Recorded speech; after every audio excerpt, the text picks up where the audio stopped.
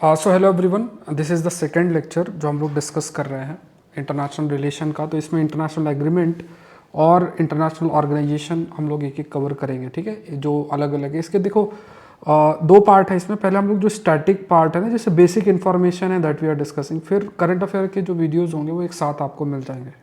International relation का जो course है वो ऑलरेडी आपका लॉन्च हो चुका है इस साल का, लिंक डिस्क्रिप्शन बॉक्स में आपका दे रखा है, तो आप ज्वाइन कर सकते हैं। तो यहाँ पे देखो कॉमनवेल्थ ऑफ नेशन की बात करें तो ये कॉमनवेल्थ ऑफ नेशन में टोटल 52 मेंबर कंट्रीज़ हैं, जिसमें अफ्रीका, एशिया, अमेरिका, यूरोप और पैसिफिक इन मतलब डिफरेंट डिफरेंट कॉन्टिनेंट्स से हैं। खास तौर से देखो कॉमनवेल्थ जो ग्रुपिंग थी वो उनका बनाई गई थी जो पहले के टाइम पे ब्रिटिश कॉलोनी थे, तो इस वजह से कई बार अपोज भी किया जाता है कई बार, क्योंकि एक लेगेसी शो करता है कि ये जो देश हैं ये बेसिकली ब्रिटिश का हिस्सा थे और अब जो है कॉमनवेल्थ के रूप में एक प्रकार से उस एक ग्रुपिंग है जो इनको रिमाइंड कराता है कि they were part of British colony. तो ये फॉर्मली कॉन्स्टिट्यूट किया गया था बाय दिल्ली डिक्लेरेशन। ये फैक्ट आपको याद रखना है 1949 के अंदर। जो कॉमनवेल्थ की मीटिंग है एवरी 2 ईयर्स में होती है और इस मीटिंग का नाम चोगम होता है, Commonwealth head of government meeting. अब देखो इसकी जो अपडेट है ना, जो बेसिक अपडेट है वो वीडियो के माध्यम से जो लास्ट के लेक्चर्स होंगे करंट अफेयर के जो कोर्सेज चल रहे हैं उसी के वीडियो में हम लोग जो करंट डिस्कस करेंगे तो वो एक साथ में आपको प्रोवाइड कर दूंगा, सो नॉट टू वरी, ठीक है। तो हर मेंबर के पास इक्वल से होता है regardless of the size of the economic structure. सभी के पास अपना एक इक्वल जो से है वो आपका होता है। अब इसमें कॉमनवेल्थ जैसे गेम भी होता है। कॉमनवेल्थ गेम बेसिकली अगर आप देखोगे तो इंडिया के परफॉर्मेंस को भी सामने रखा जाता है ना। जैसे अब इसमें लेटेस्ट अपडेट जो है वो हम लोग डिस्कस कर लेंगे बाद में। तो commonwealth game multi sport event हर 4 साल के अंदर होता है, हर 4 साल के अंदर होता है। अब एक प्रश्न आता है कि इंडिया ने आखिर वाई इंडिया ज्वाइंड कॉमनवेल्थ, आखिर जो इंडिया ने क्यों जो कॉमनवेल्थ है उसको ज्वाइन किया था। तो यहाँ पे आपको याद रखना है to establish relation with other Commonwealth nations. जो कॉमनवेल्थ नेशंस हैं उनके साथ जो रिलेशन है उनको इस्टाब्लिश करने के लिए, क्योंकि देखो ब्रिटिश कॉलोनी की जब हम बात करते हैं तो बहुत सारे ऐसे देश थे जो कि ब्रिटिश कॉलोनी का हिस्सा थे, सिंपल सी बात है। तो उनके बीच एक रिश्ता डेवलप रहे, एक ये थॉट प्रोसेस भी रखा गया कि इस वजह से हम कॉमनवेल्थ का हिस्सा बन जाते हैं। फिर ये भी कहा गया कि this membership enabled India to seek aid from Britain, क्योंकि ब्रिटिश ने भी कंडीशन रखी थी कि अगर आपको आगे बढ़ना है तो जो ये हमारे द्वारा ये जो ग्रुपिंग है इसका आपको हिस्सा बनना पड़ेगा। इंडिया अगर कॉमनवेल्थ की ग्रुपिंग का हिस्सा बनता है तो ब्रिटिशर्स ने भी कहा कि ठीक है we will provide you aid. Aid मतलब सहायता जो है वो देने की बात की। तो दे हैव सेड कि they will provide aid. Aid जो है मतलब जो सहायता है वो देने की बात की। तो ये भी एक फैक्टर है। फिर मतलब जैसे इंडियन ओरिजिन के बहुत सारे लोग हैं जो कॉमनवेल्थ कंट्रीज़ में काम करते हैं, तो यहाँ पे जो इंडियन लोग हैं, इंडियंस के जो इंटरेस्ट है उस इंटरेस्ट को प्रोटेक्ट करने की भी बात की गई। इंडिया के इंटरेस्ट को, जो इंडियंस हैं उनके इंटरेस्ट को प्रोटेक्ट करने की भी बात की गई। कहा गया कि जो interest of people of Indian origin working in Commonwealth countries, जो कॉमनवेल्थ कंट्रीज़ में इंडियंस काम कर रहे हैं उनके इंटरेस्ट को प्रोटेक्ट करना, ये भी बहुत इंपॉर्टेंट फैक्ट है। तो अगर आप कॉमनवेल्थ ग्रुपिंग का है तो ओवरऑल जो एक इंडियन पीपल का जो इंटरेस्ट है that can also be protected, वो भी आपका प्रोटेक्ट आपका हो सकता है। Importance of Commonwealth to India, पहला कई इश्यूज़ हैं जैसे मतलब जो इंडियंस फेस करते हैं, इशू ऑफ रेसिज्म, वो चीज़ भी सामने रखी गई। फिर कई प्रकार के जो असिस्टेंस हैं वो प्रोवाइड, सहायता जो है वो भी भारत को मिली है। इसका क्रिटिसिज्म है 1961 में ब्रिटेन ने सपोर्ट किया था पाकिस्तान को। 1961 जो वॉर हुई थी उसमें ब्रिटिशर्स ने साफ साफ सपोर्ट उनका पाकिस्तान की तरफ था। और अगर आप इसके हिस्टोरिकल कंटेक्स्ट में जाओगे तो इंडिया का जो डिवीज़न है, विभाजन हुआ है, तो उसमें भी एक बड़ी सोच थी, बड़ा एक थॉट प्रोसेस था, एक प्रकार से लेकर रखा गया था पाकिस्तान के द्वारा भी।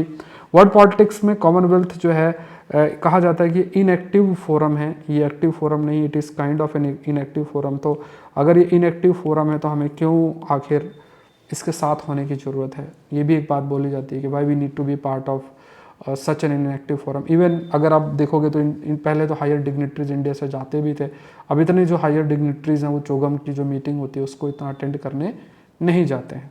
तो ये कुछ फैक्ट्स आपको कॉमनवेल्थ के बारे में यू नीड टू नो। तो जैसा मैं आपको कह रहा हूँ कि ये जो करंट इंटरनेशनल रिलेशन का कोर्स अगर आप यूट्यूब में भी देख रहे हो तो पूरा इसका कंप्लीट कोर्स आपको सौरभ पांडे CSE ऐप या सौरभ पांडे UPSC.com वेबसाइट पे आप कोर्स एक्सेस कर सकते हो, देख सकते हो, ठीक है। सौरभ पांडे CSE ऐप के अंदर आपको जो ऐप है उस ऐप के अंदर क्लासेस मिल जाएंगी। क्लासेस जो है अभी फ़िलहाल के लिए जो ये वीडियो है वो आपको ऐप के अंदर भी अवेलेबल रहेगा। You can access that video in this video as well. तो ये कंप्लीट कोर्स आपको वहाँ पे अवेलेबल रहेगा। उसमें जो स्टैटिक पार्ट है उसका भी PDF आपको मिलेगा, जिसमें हैंड रिटन नोट्स भी उसमें हैं। तो एक बार आप नज़र दौड़ा लोगे तो वो चीज़ आपको मेंस के लिए भी काफ़ी हेल्पफुल रहेगी। नेक्स्ट देख लेते हैं ट्रांस पैसिफिक पार्टनरशिप, TPP की बात की जाए तो ये ट्रेड एग्रीमेंट है Australia, Brunei, Canada, Chile, Japan, Malaysia, Mexico, New Zealand, Peru, Singapore, Vietnam, इनके बीच में। तो ये क्या है, ये एक व्यापार एग्रीमेंट है, ठीक है। सो 4 फरवरी 2016 में एग्रीमेंट साइन किया गया था न्यूजीलैंड के अंदर। US ने इससे विड्रॉ भी कर लिया था। ट्रांस पैसिफिक पार्टनरशिप का मतलब हुआ कि जो पैसिफिक ओशियन है उसके दोनों तरफ, वी विल से कि उसके दोनों तरफ जो एग्रीमेंट है, दैट एग्रीमेंट की बात आपकी की गई है कि एग्रीमेंट बेसिकली मतलब इनके बीच व्यापार कैसे इन देशों के बीच में बढ़ाया जा सके। जैसे if you will find here, तो यहाँ पे है ना, तो यहाँ पे अगर आप देखोगे तो ये जो देश हैं जैसे पेरू है, चिले है, मैक्सिको है, इधर कनाडा है, US है, जापान है, वियतनाम है, ब्रुनाई है, सिंगापुर है, मलेशिया है, ऑस्ट्रेलिया है, न्यूजीलैंड है। तो इनके बीच की जो ये जो ग्रुपिंग है, वी विल सी कि इनके बीच में जो एक प्रकार से व्यापार को कैसे इंक्रीज करना। तो ये एक एग्रीमेंट साइन किया गया था 2016 के अंदर, जिसे हम ट्रांस पैसिफिक पार्टनरशिप बोलते हैं। US ने इससे विड्रॉ किया जनवरी 2017 के अंदर। उसके अपने कंसर्न थे, मतलब और देशों को, कई सारे देशों को लेके। फिर TPP 11 countries agreed in May 2000 to revive deal, मतलब भले US हिस्सा नहीं बट फिर भी इस डील को रिवाइव किया जाएगा ऐसी सोच रखी गई थी, और रिवाइव डील करके और then they will proceed with the agreement. ये चीज़ आपकी हाईलाइट एक बार की गई है, ठीक है। तो जैसा मैंने आपको फिर से, I am repeating this part, जैसे जो लेटेस्ट इन्फॉर्मेशंस होंगी, जो लेटेस्ट, जैसे लेटेस्ट समिट कब हुई, कहाँ हुआ, वो सब मैं करंट अफेयर्स का वीडियो कोर्स के एंड में एक साथ सारे वीडियोस आपको अवेलेबल हो जाएंगे, ठीक है। क्योंकि ये चीज़ें अपडेटेड रहती हैं, तो आप जब भी देखोगे, मान लो 2 साल बाद भी कंटेंट देखोगे तो अपडेटेड वीडियो देखोगे तो you can update that. But static content जो बेसिक फैक्ट्स होते हैं एग्रीमेंट ऑर्गेनाइजेशन से रिलेटेड, वो आपका सेम से होते हैं। तो संघाई कोऑपरेशन ऑर्गेनाइजेशन नेक्स्ट देख लेते हैं। तो ये एक जो संस्था है, ये पॉलिटिकल, इकोनॉमिक और सिक्योरिटी ऑर्गेनाइजेशन है। अच्छा, ये एक मिलिट्री ऑर्गेनाइजेशन नहीं है, ये आपको याद रखना है, ठीक है। जैसे मान लो नाटो है, वो एक मिलिट्री ऑर्गेनाइजेशन है। तो अगर UPSC के भी लास्ट ईयर के प्रश्न आप थोड़ा सा नज़र डालोगे तो उसमें कई बार ये चीज़ आई हुई है ना, कि whether it's a military organization और नॉट। तो it is not a military organization, ये फैक्ट आप याद रखना है। तो SCO बेसिकली एक पॉलिटिकल, इकोनॉमिक, सिक्योरिटी ऑर्गेनाइजेशन है, मतलब राजनीतिक, आर्थिक और सुरक्षा दृष्टि से जो ये ऑर्गेनाइजेशन है। और इसकी फॉर्मेशन 2001 के अंदर हुई थी, मतलब संघाई चाइना में हुई थी, इसलिए संघाई कोऑपरेशन ऑर्गेनाइजेशन की बात की गई। इंडिया और पाकिस्तान ने 2017 में ज्वाइन किया था। इसके जो मेंबर्स हैं, अभी लेटेस्ट मेंबर ऐड हुए हैं, ठीक है। वो करंट अफेयर के वीडियोस में हम लोग डिस्कस भी करेंगे। जैसे कई देश हैं, आई थिंक ईरान भी ऐड हुआ है अभी, तो चाइना है, Kazakhstan, Kyrgyzstan, Russia, Tajikistan, Uzbekistan, India and Pakistan, ये पहले से थे, ठीक है। करंट अफेयर के जैसे मैंने आपको कहा कि वीडियोस जो होंगे, जो हम लोग बाद में ऐड ऑन करेंगे, तो उसमें जो लेटेस्ट अपडेटेड चीज़ें होंगी वो भी आपको साथ साथ मिलेगी। बट बेसिक स्टैटिक जो चीज़ें हैं वो ऑलमोस्ट सेम रहती हैं। तो अभी कोई ऑब्जर्वर स्टेटस हैं, कई सारे देश जो हैं अभी ऐड ऑन होने की बात की गई है, तो वो ध्यान रखना है। ऑब्जर्वर स्टेटस जैसे ईरान है, तो आई थिंक ईरान अब मेंबर बन गया है, और इसका हेडक्वार्टर बीजिंग चाइना के अंदर है। बीजिंग चाइना के अंदर इसका जो हेडक्वार्टर है वो लोकेटेड है, तो ध्यान में रखना है। तो ये सारे जितने भी देश हैं ये इसके मेंबर हैं। यहाँ पे अगर रेलिवेंस की बात करें तो आर्थिक कोऑपरेशन देशों के बीच में इंक्रीज होगा। कई डिस्प्यूट्स हैं, जैसे मान लो ये एक ऐसी ग्रुपिंग है जहाँ इंडिया भी हिस्सा है, पाकिस्तान भी हिस्सा है और चाइना भी हिस्सा है। ये एक इसका यूनिकनेस है, बिकॉज और कोई अब ग्रुपिंग अगर आप देखोगे तो ऐसी कोई ग्रुपिंग नहीं है जहाँ पे ये देश साथ में आ रहे हो। तो यहाँ पे ये देश साथ में आ रहे, इट सिंपली मीन्स कि एक we can say this thing कि मान लो कोई डिस्प्यूट का अगर आता है, तो वो जो डिस्प्यूट है उसको रिजॉल्व करने के लिए कहीं ना कहीं जो डिस्प्यूट है वो डिस्प्यूट को रिजॉल्व करने के लिए ये देश आपस में बैठ सकते हैं, बात कर सकते हैं और उन डिस्प्यूट को रिजॉल्व कर सकते हैं। तो resolve boundary and water dispute आपका किया जा सकता है। तो ये एक रेलिवेंस SCO का बन जाता है, ठीक है, ये ध्यान में रखना है।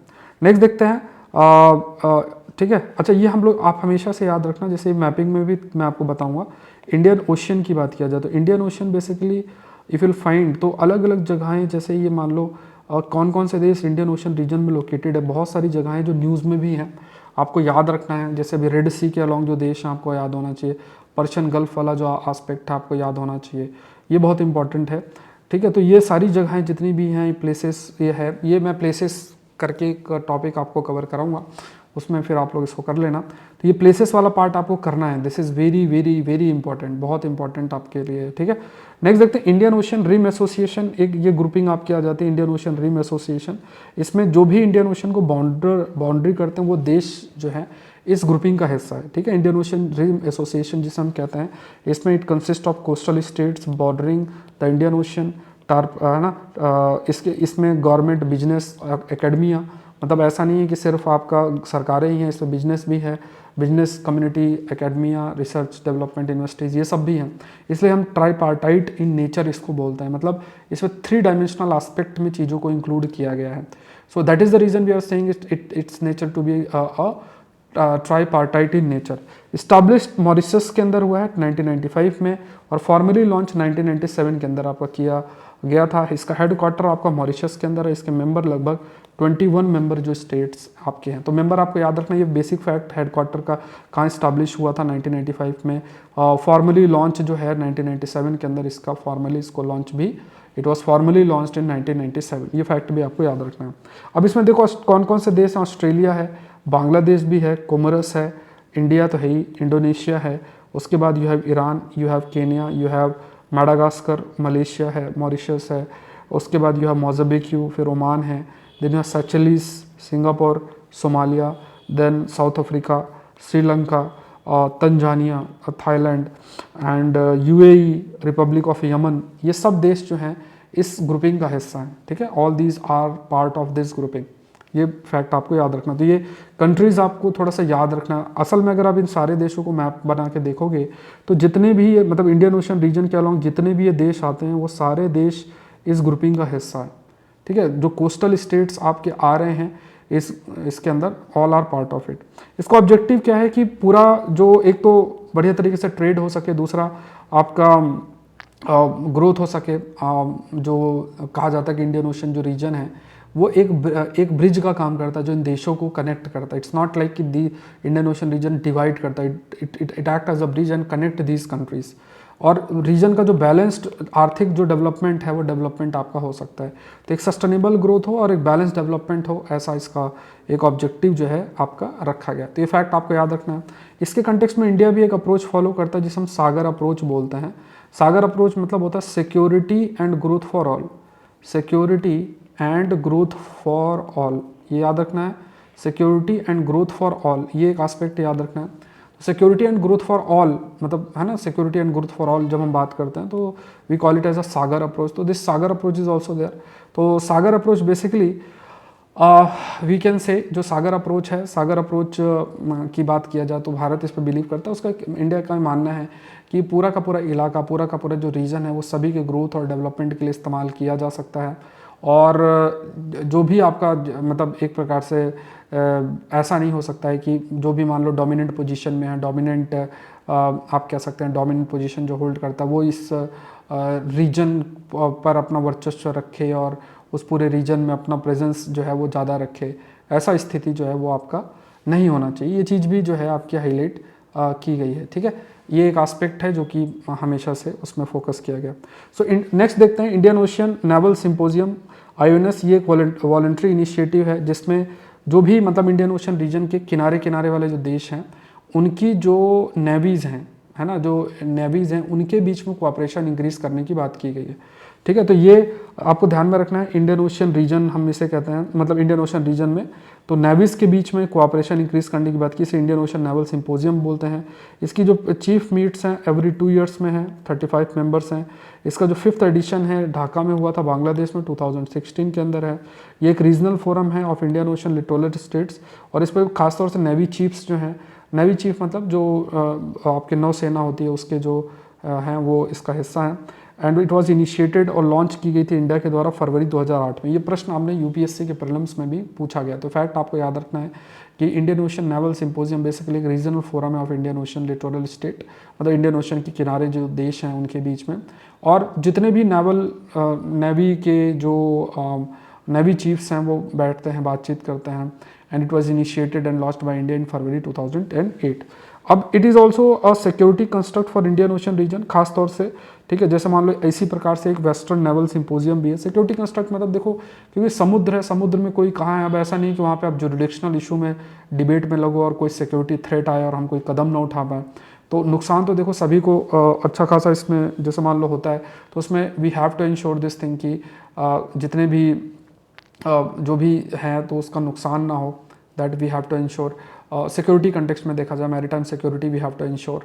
तो उसके लिए ज़रूरी है कि जो भी देश हैं उनके बीच में एक बेटर कोऑपरेशन कोऑर्डिनेशन हो, और ख़ास तौर से नेवी के बीच में हो, क्योंकि जो भी पेट्रोलिंग का काम है beyond exclusive economic zone that is done by the Indian by the navy के द्वारा ही किया जाता है। तो ये आपको ध्यान में रखना। So this is similar to the western Pacific symposium.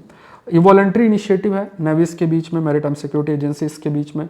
In editions अगर देखा जाए कई प्रकार के मतलब इसमें कार्य किए जाते हैं, जैसे वर्कशॉप्स होती हैं, लेक्चर्स, ऐसे कॉम्पिटिशन्स, ये बहुत सारी ऐसी चीज़ें होती हैं जो कि आप कह सकते हैं कि डिस्कशन होता रहता है, बातचीत होती रहती है कि कैसे हम जो मैरीटाइम सिक्योरिटी इस रीजन की उसको हम इम्प्रूव कर सकते हैं, इन्हांस कर सकते हैं, ठीक है। ये सारी चीज़ें जो है इसमें हाईलाइट किया गया। तो इसके कई मीटिंग्स हुई, लेटेस्ट मैं आपसे डिस्कस करूंगा, ठीक है। तो पहली मीटिंग आप याद रखना 2008 के अंदर हुई थी, लेटेस्ट आप चाहो तो अपडेट कर लेना, बाकी करंट अफेयर के जो बाद में वीडियोस पढ़ेंगे उसमें हम लोग डिस्कस कर लेंगे। अब इसमें देखो, इसमें कई देश हैं जैसे India, Bangladesh, Maldives, Pakistan, Seychelles, Sri Lanka, Bahrain, Iran, Iraq, Kuwait, Oman, Qatar, Saudi Arabia, UAE और यमन है।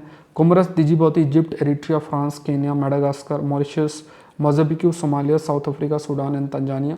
उसके बाद आपका Australia, Indonesia, Malaysia, Myanmar, Singapore, Thailand, Timor State, China, observers हैं, ठीक है। चाइना, जर्मनी है आपका, Italy, Japan, Madagascar, Malaysia, Netherland, Russia and Spain. So ये सब क्या है, China, Germany, Italy, Japan, Madagascar, Malaysia, Netherland, Russia, Spain, ये सब क्या है, these they have the observer, ये ऑब्जर्वर कंट्रीज हैं, these are consider to be the observer countries. अब देखते हैं जीसीसी की बात किया जाए तो ये एक रीजनल आर्थिक और पॉलिटिकल ऑर्गेनाइजेशन है जिसमें जितने भी अरब स्टेट्स हैं एक्सेप्ट ईरान, ठीक है, जितने भी अरब पर्शियन गल्फ के अलॉन्ग जितने भी है ना, तो वो देश हैं, अरब देश हैं, वो इसका हिस्सा हैं, जैसे Bahrain, Kuwait, Oman, Qatar, Saudi Arabia और यूएई। और ये इसका स्थापना 1981 में। अगेन आई एम स्टेटिंग, देखो हम लोग का एम ये है कि इंटरनेशनल ट्रीटी, इंटरनेशनल ऑर्गेनाइजेशन के जो बेसिक फैक्ट्स है वो जानना। अब इसमें थोड़े बहुत चीज़ें अपडेट करनी होती है, जैसे लेटेस्ट सबमिट कब हुई थी, तो वो बाकी बाद के जो करंट अफेयर्स के वीडियोस, कंटेम्प्रेरी एस्पेक्ट के वीडियोस होंगे उनको आपको देखना है, उससे के माध्यम से आप कर लेंगे इसका, ठीक है। इसका कंप्लीट जो कोर्स है वो सौरभ पांडे CSE ऐप के अंदर है, या सौरभ पांडे upsc.com वेबसाइट पे आप जाओगे तो वहाँ भी आपको कोर्स का लिंक मिलेगा, डिस्क्रिप्शन बॉक्स में भी कंप्लीट कोर्स का लिंक जो है मिलेगा, तो वहाँ पर आपको पूरा कोर्स मिलेगा जिसको आपको ज्वाइन जरूर से करना है। अगर आप 24 की तैयारी कर रहे हो, 25 की तैयारी कर रहे हो, क्योंकि IR का एक स्टैटिक, एक बेसिक पार्ट आपका जो है वो इसके माध्यम से कवर होगा। आपको कई जो संस्थाएं हैं उनके बारे में जानकारी मिलेगी, एक ओवरव्यू दूंगा, फिर मैप के माध्यम से भी हम एक एक करके इन संस्थाओं को समझने का प्रयास करेंगे। फिर देख लेते हैं OIC की बात कर लेते हैं, ऑर्गेनाइजेशन फॉर इस्लामिक कोऑपरेशन। ये इंटरनेशनल ऑर्गेनाइजेशन है, 1969 में इसका फॉर्मेशन हुआ था। 57 मेंबर स्टेट हैं। ये कहा जाता है कि मुस्लिम वर्ल्ड की एक कलेक्टिव वॉइस है, एंड जो मुस्लिम इंटरेस्ट हैं उसको कैसे प्रोटेक्ट किया जाए। इंडिया इसका मेंबर नहीं, क्योंकि देखिए इंडिया में भी बहुत बड़ी मुस्लिम पॉपुलेशन है, इवन बहुत सारे देश हैं इनसे ज़्यादा मुस्लिम पॉपुलेशन भारत में रहती है, लेकिन फिर भी नहीं दिया गया। एक सोच है, क्योंकि उनका मानना है, मतलब उन्होंने ये लॉजिक दिया कि इसमें वही देश बन सकते हैं जिसमें मुस्लिम मेजोरिटी देश कंट्रीज़ हैं, ठीक है। तो ये कुछ फैक्ट्स थोड़े से बस इतने याद रखने हैं। इसमें राबत एग्रीमेंट और ये सब भी आता है। फिर अरब लीग आ जाता है, इसका 1945 में फॉर्मेशन हुआ था, एंड ये पार्ट है north Africa, horn of Africa, Arabian peninsula. इसमें टोटल 22 मेंबर्स हैं। सीरिया का पार्टिसिपेशन 2011 में ख़त्म किया गया था। मेनली आपका जो अरब देश है उनके इंटरेस्ट को प्रोटेक्ट करना है। इजराइल को नेशन के रूप में ये रिकॉग्नाइज नहीं करता है। इंडिया इसका ऑब्जर्वर स्टेटस, अरब लीग में इंडिया के पास ऑब्जर्वर जो आपका एक प्रकार से ऑब्जर्वर स्टेटस इंडिया के पास है, ठीक है। तो ये भी एक फैक्ट आपको याद रखना है, बेसिक फैक्ट है, जैसा मैंने आपको कहा, these are the basic facts that we need to know. भाई कंटेम्प्रेरी एस्पेक्ट में IR के टॉपिक्स वीडियो आपको आगे मिलते जाएंगे। फिर देखते हैं ओपेक के बारे में, आपको बेसिक फैक्ट्स याद होना चाहिए। ये Baghdad, founded in Baghdad, Iraq, एक एग्रीमेंट जो साइन किया था जिसे हम बगदाद एग्रीमेंट भी कहते हैं 1960 के अंदर। इसमें फाउंडर कंट्रीज़ हैं, ईरान है, Iraq, Kuwait, Saudi Arabia, Venezuela. Total इसमें 17 देश। इसका हेड क्वार्टर वियना ऑस्ट्रिया के अंदर है। और अभी जैसे Algeria, Angola, Austria, Cameroon, Congo, Ecuador है, Equatorial Guinea, Gabon, Iran, Iraq, Kuwait, Libya, Nigeria, Saudi Arabia, Syria, UAE, Venezuela, Indonesia और कतर।